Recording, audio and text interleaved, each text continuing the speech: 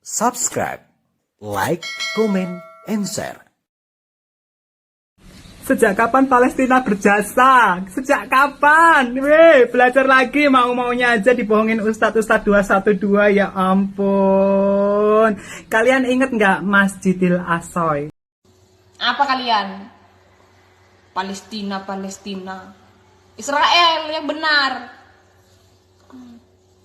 Palestina babi. Udah. Asal kalian tahu ya, Ustadz dari Arab aja mengakui kalau Israel nggak salah, anjing. Babi kalian semua, babi. Orang perang, kalian berkuar-kuar. Nah gue. Assalamualaikum warahmatullahi wabarakatuh. Alhamdulillah, puji dan syukur senantiasa kita panjatkan kepada Allah Subhanahu wa taala. Juga tentu saja salawat dan salam semoga bisa kita terus menerus curah dan limpahkan kepada baginda Nabi besar Muhammad sallallahu alaihi wasallam. Teman-teman, insyaallah dirahmati Allah, pagi ini kita coba untuk gas-gas tipis dulu. Karena ada berita yang muncul dan saya baca, itu judulnya ada yang meminta untuk kita tidak perlu memperhatikan urusan yang terjadi di tanah Palestina. Jadi katanya urusan Israel dan Palestina itu bukan urusan kita, karena urusan kita itu cukup mencakup negeri kita saja, Indonesia. Cukup ya yang kita kenal aja, yang kita tahu aja. Saya pengen bahas ini dari 3 perspektif, teman-teman sekalian. Yang pertama adalah perspektif sejarah, yang kedua adalah perspektif logis. Jadi yang pertama itu perspektif sejarah atau historis, yang kedua itu adalah perspektif logis, yang ketiga itu adalah perspektif normatif. Jadi ini udah kayak Mas Husen ya saya. Yang pertama itu historis, yang kedua itu adalah logis, yang ketiga itu adalah normatif. Saya mulai dengan perspektif historis dulu, teman-teman sekalian, secara sejarah. Dalam sejarah manusia, teman-teman sekalian, itu kita bisa lihat bahwasanya manusia itu selalu berinteraksi satu sama lain, dan tidak dimungkinkan seorang manusia itu bisa hidup cuma dengan dirinya sendiri. Jadi ya manusia kan makhluk sosial ya, jadi dia perlu berinteraksi dengan orang lain. Dan cara interaksi orang-orang ini kadang-kadang terbatas oleh teknologi, kadang-kadang terbatas oleh wilayah, geografi. Tapi yang paling sering itu adalah yang menjadi pembatasan, kalau kita lihat secara historis itu pembatasannya secara pemikiran. Contoh misalnya, zaman dulu ya, kalau secara historis ya, kita ngelihat ikatan orang-orang tuh kayak apa. Ikatan orang tuh kayak gini kalau zaman dulu ya. Saya lihat nih, wah saya sipit, dia sipit, oh berarti kita temen, gitu ya. Itu kan secara sejarah ya. Dia matanya belok, gua matanya belok, berarti kita temen. Dia hitam, gue hitam, berarti kita teman, kita saudara. Oh, dia hitam, gue putih, oh kita nggak teman, sorry ya. Itu adalah orang-orang paling primitif. Jadi yang paling primitif itu adalah orang-orang yang menstandarkan teman atau nggak teman, urusan kita atau bukan urusan kita, sesuai dengan fisik yang dia lihat. Jadi kalau sama-sama sipit, kita teman. Sama-sama sipit, berarti kita friend. Nggak sama-sama sipit, berarti kita nggak friend. Sama-sama hitam, sama-sama pesek, berarti kita friend. Pesek sama mancung, oh sorry kita nggak friend. Ini adalah pemikiran yang paling primitif. Kenapa? Karena didasarkan atas rendahnya taraf berpikir. Jadi kalau kita balik lagi dalam taraf berpikir dan sejarah, kerendahan taraf berpikir ini menyebabkan seseorang itu menganggap bahwa kita itu bisa bareng kalau kita tuh fisiknya sama, gitu ya. Itu yang pertama. Muncul lagi setelah itu, ini agak naik lagi nih. Setelah fisiknya sama, mereka bilang, oh ternyata nggak fisiknya aja yang sama, tapi cita-cita kita juga sama. Itu bisa membuat kita bersatu. Contoh misalnya, ya yang paling nyata ya, sama-sama dukung MU, kita friend gitu ya. Tapi misalnya contoh, wah dia dukungnya Liverpool, saya dukungnya MU, kita nggak friend, sorry. Berarti karena kesamaan cita-cita. Ini secara historis lebih meningkat lah daripada yang primitif tadi ya. Jadi kalau yang primitif tadi itu cuma didasarkan atas kesamaan jenis, kesamaan tempat tinggal, kesamaan geografi, sehingga dia nggak mudah menerima sesuatu yang dari luar gitu ya. Contoh misalnya kayak bentuk wajahnya beda, rambutnya beda, bentuk matanya berbeda, warna kulitnya berbeda. Nah, ini adalah primitif. Tapi kalau agak lumayan itu yang karena cita-cita. Karena cita-cita kita sama, maka kita sama. Karena kita mencintai yang sama, maka kita saling mencintai. Nah, itu yang kedua. Jadi 2,0 lah, ikatan 2,0. Sama-sama punya cita-cita. Sama-sama punya keinginan, tujuan yang sama. Karena kita tujuannya ke sini, maka kita bisa bareng. Tapi ikatan kayak gini pun berbahaya. Kenapa? Karena ketika tujuan itu menjadi kabur, atau misalnya tujuan itu menjadi sesuatu yang sudah berbeda, maka ikatan itu juga hilang. Misal, contoh ya, teman-teman pergi ke satu tempat, satu pesawat. Karena satu tujuan, teman-teman care dong dengan orang-orang di pesawat itu. Kalau ada orang yang masih main handphone, misalnya ketika sudah seharusnya handphonenya dimatiin, ya teman-teman ya pasti akan bilang, tolong dimatiin dong handphonenya gitu ya. Supaya kita sama-sama ketujuan dengan selamat. Tapi begitu teman-teman sampai, udah bodo amat, gue nggak peduli lagi dengan lu. Kenapa? Karena sudah selesai tujuan kita. Nah, ini adalah ikatan yang model kedua. Secara historis, manusia itu memang senantiasa mengikatkan dirinya satu sama lain tergantung cara berpikirnya. Kalau cara berpikirnya rendah, dia cuma mengikatkan berdasarkan fisik. Kalau cara berpikirnya sempit, dia cuma mengikatkan berdasarkan tujuan yang dia inginkan atau cita-cita yang dia inginkan. Maka secara historis, hanya orang-orang yang pemikirannya primitif, atau hanya orang-orang yang pemikirannya kayak nggak mau berkembang gitu ya, yang hanya memperhatikan kaumnya sendiri, hanya memperhatikan kelompoknya sendiri, keluarganya sendiri. Dan teman-teman tahu, orang-orang kayak gini biasanya berakhir pada konflik di antara internalnya sendiri. Contoh misalnya ya, antum bisa bayangkan, teman-teman bisa bayangkan apa yang terjadi kalau ada satu orang yang dia cuma care pada dirinya ataupun kelompoknya sendiri ataupun keluarganya sendiri, ketika ketemu dengan orang lain yang juga care dengan kelompok dan keluarganya sendiri, ini pasti ribut. Contohnya lagi misalnya ya, kalau ada orang yang cuma care pada negaranya sendiri, nggak mau care pada negara orang lain, ketemu dengan orang di negara lain yang cuma care juga negaranya sendiri, itu pasti kalau ketemu pasti perang, pasti ribut. Nah, itu adalah ciri-ciri dan sikap-sikap yang zaman dulu banget, yang tidak modern lah kira-kira. Cara berpikirnya tidak bagus. Itu adalah secara historis. Yang kedua, secara logis. Secara logis teman-teman sekalian, tidak dimungkinkan kita tidak berinteraksi dengan orang luar. Itu tidak mungkin, sama sekali tidak mungkin. Karena itulah kalau kita berbicara tentang perhatian kita pada orang lain, care kita pada orang lain, maka memperhatikan orang lain, peduli pada orang lain, care pada orang lain, termasuk mengurusi urusan orang lain, ini adalah fitrahnya manusia. Jadi kita tidak akan mungkin untuk bisa hidup sendiri.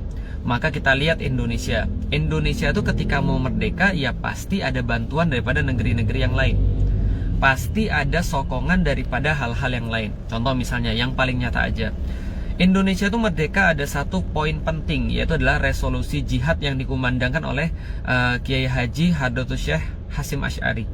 Pertanyaannya, dari mana resolusi jihad ini? Yang mewarnai tentu saja pasti adalah pemikiran-pemikiran Islam. Berarti ada pengaruh dari luar.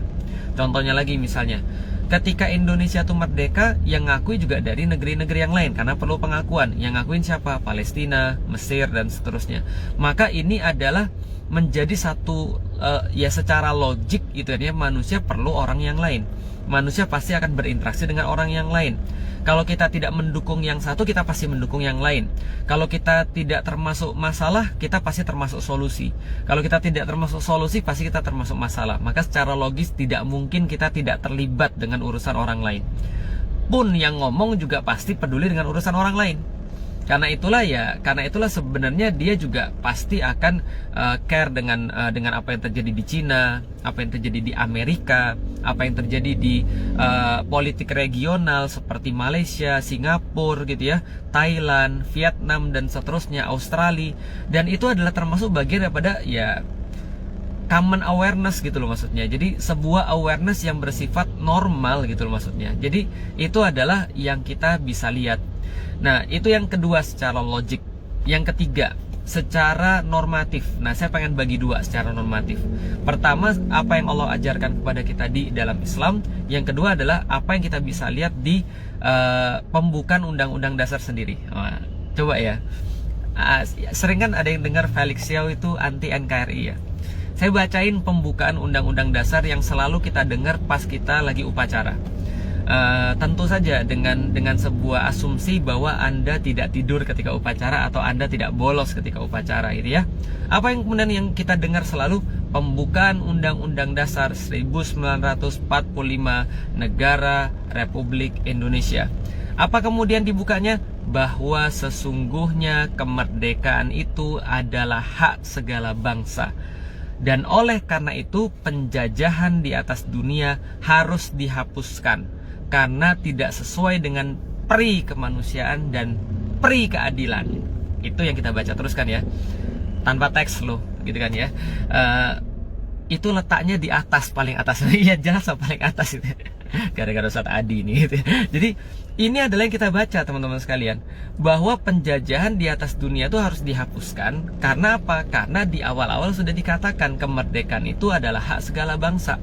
Nah pertanyaannya adalah teman-teman sekalian, kalau kita mengatakan bahwa kita tidak mau peduli, berarti kita sudah bertentangan dengan undang-undang kita sendiri.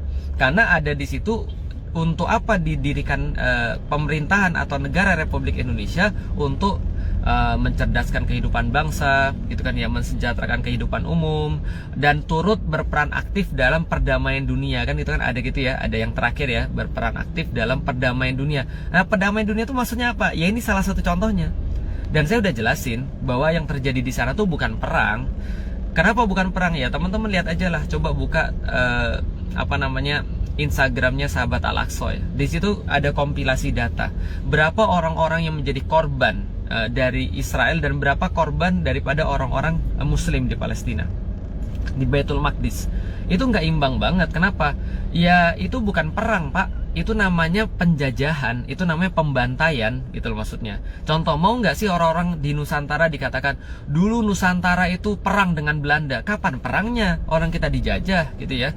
Adapun ketika orang-orang di Nusantara fight back gitu kan ya, melawan balik, itu adalah sebuah hal yang normal yang dilakukan oleh manusia ketika dia dijajah gitu maksudnya. Nah makanya kalau ada orang yang mengatakan bahwa kita tidak perlu peduli, ini sangat ahistoris dan sangat illogical dan sangat bertentangan dengan undang-undang dasar gitu kan ya. Ya itu baru undang-undang dasar gitu kan ya, pandangan manusia. Bagaimana dengan pandangan Allah? Masya Allah, pandangan Allah ya kita tuh sudah diajari dari awal.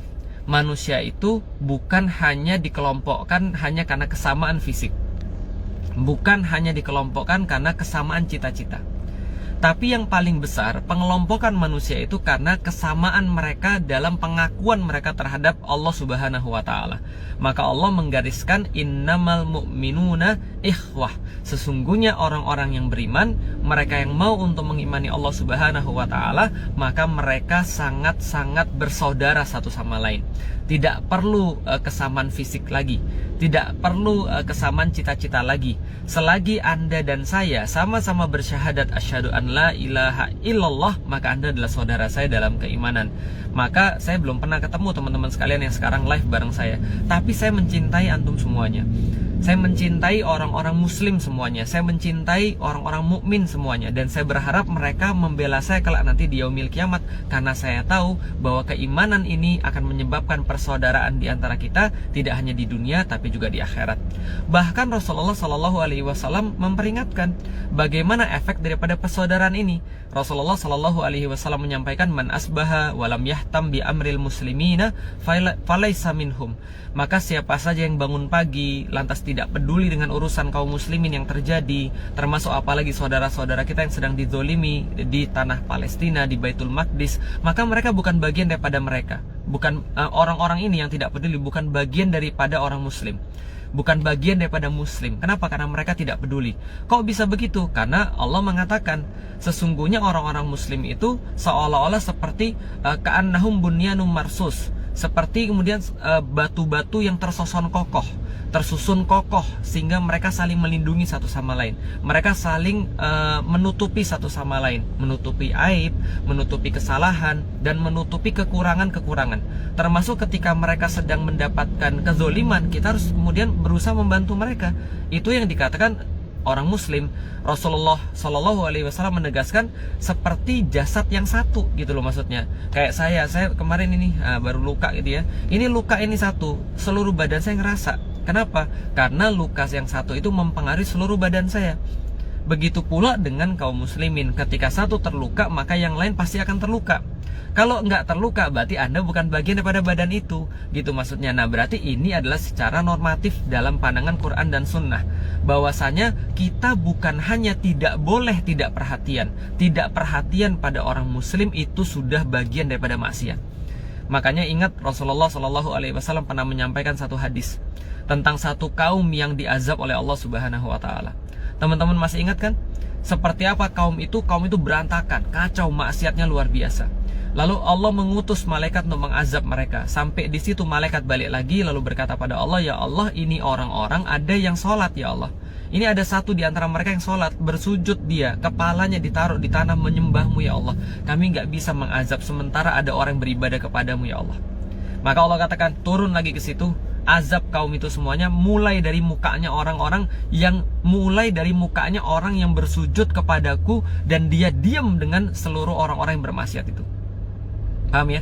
Jadi azab tuh dimulai dari siapa? Dari orang yang nggak peduli dengan apa yang terjadi di sekelilingnya, apa yang terjadi di umat muslim. Jadi mulai dari mukanya dia.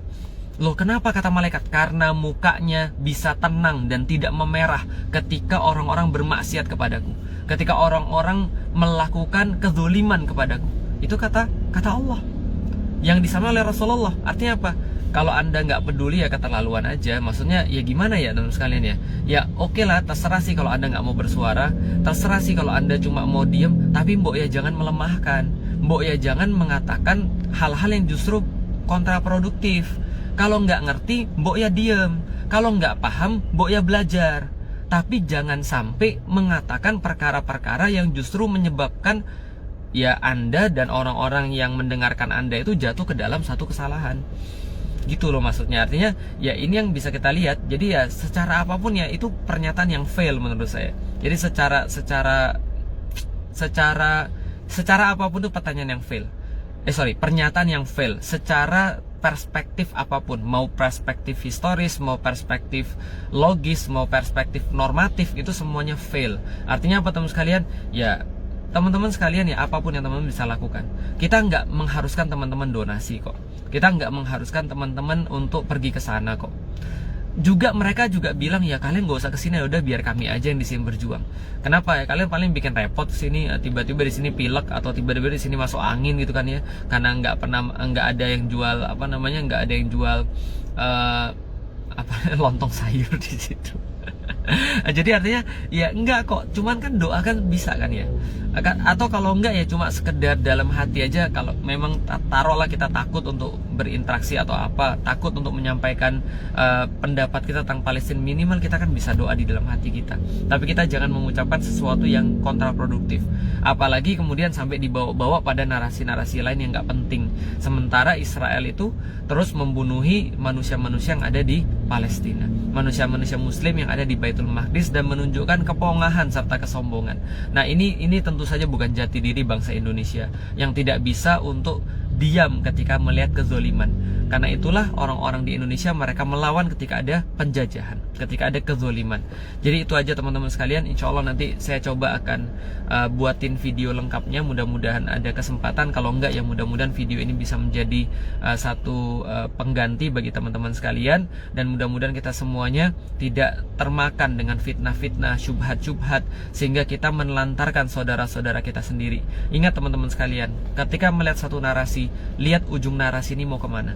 Kalau ujung narasi ini membuat Anda tidak peduli atau minimal less care kepada saudara-saudara Anda, sementara orang-orang yang bukan Muslim pun mereka turun ke jalan, mereka pun peduli, mereka menggalang donasi, mereka ngomong tentang Palestina yang terjajah, mereka ngomong tentang Baitul Maqdis yang dihancurkan, dihabisi oleh orang-orang Israel penjajah itu mereka bukan Muslim. Lalu kenapa sih Anda tidak bisa menemukan sebab satupun untuk bisa menyuarakan kebaikan? Itu kan, nggak usah kebenaran dulu deh, menyuarakan kebaikan. Sebagaimana yang orang-orang yang bukan muslim pun mereka bisa menyuarakan kebaikan. Itu aja teman-teman sekalian, semoga bermanfaat. Insya Allah insya Allah video ini akan saya save. Mudah-mudahan teman-teman juga bisa mendapatkan kebaikan dari situ. Assalamualaikum warahmatullahi wabarakatuh. Subscribe,